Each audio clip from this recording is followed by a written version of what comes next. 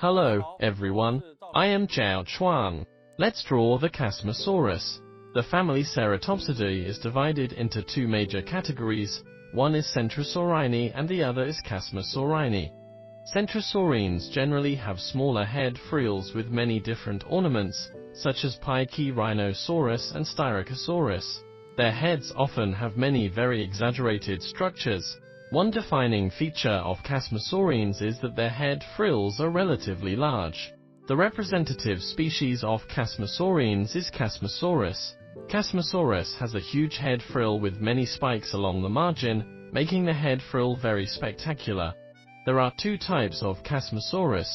One has short brow horns, and the other has no brow horns, and only a nasal horn on its face.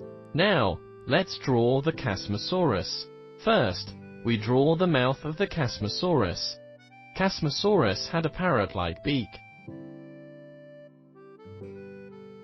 It had very large nostrils. Then, let's draw the corner of its mouth, followed by the keratinous structure at the front of its lower jaw. Then, we come to its lower jaw.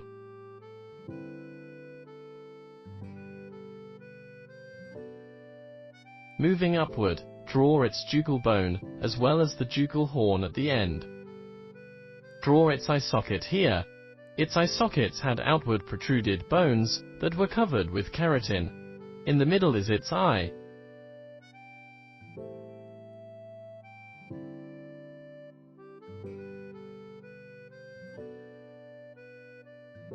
A relatively short backward curved nasal horn stood above the nose.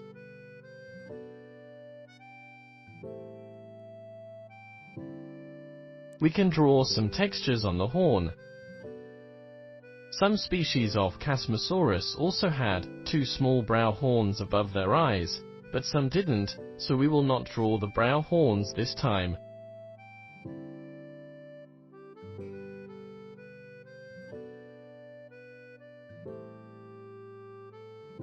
Toward backward, let's draw its very distinctive head frill.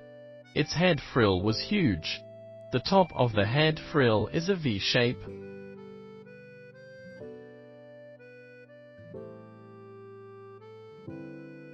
The edge of the V shape possessed several very large sharp horns near the corners.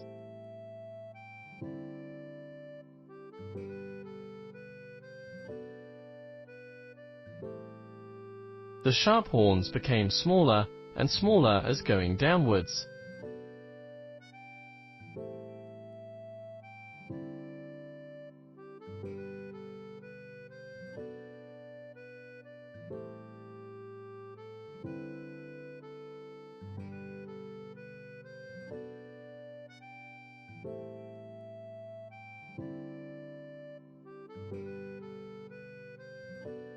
So is the other side.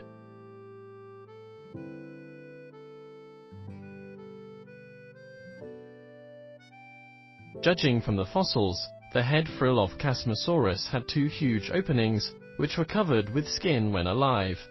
Therefore, this head frill should not play a role of fighting but displaying. And we can draw some eye-like patterns in this position, which can be used to scare away opponents.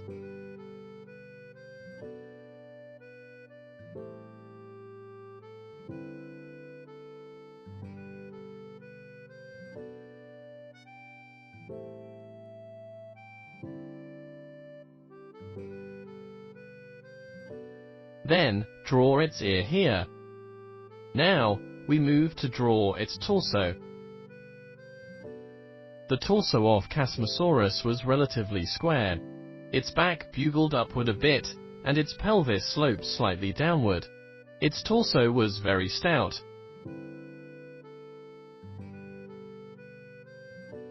Here are its ribs.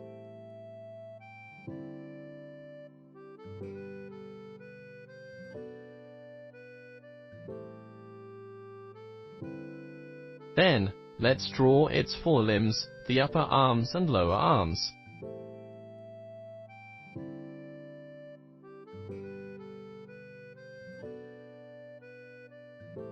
It had 5 fingers, the first 3 were used for walking, and the other 2 have degenerated.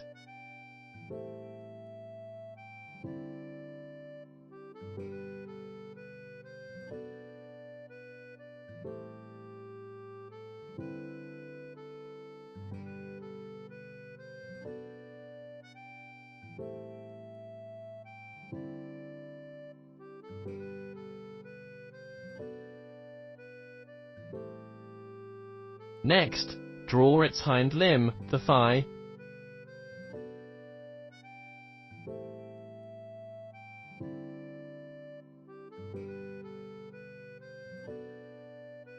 Then its calf.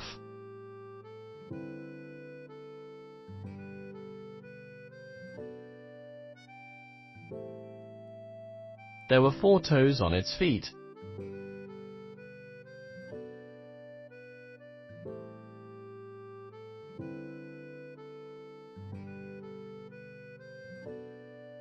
Here is its belly.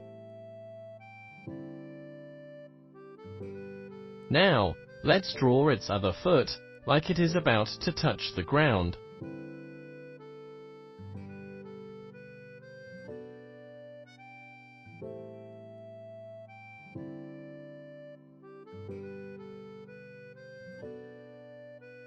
Here is its ischium. Then, let's draw its tail.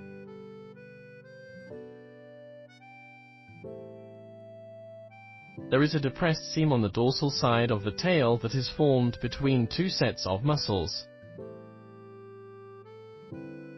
Then, we add some details, such as the outline of its shoulder blades and chest ribs.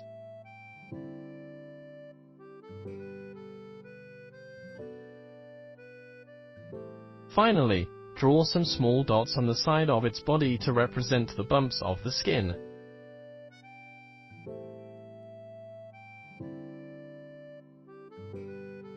In this way, we've finished drawing this Chasmosaurus.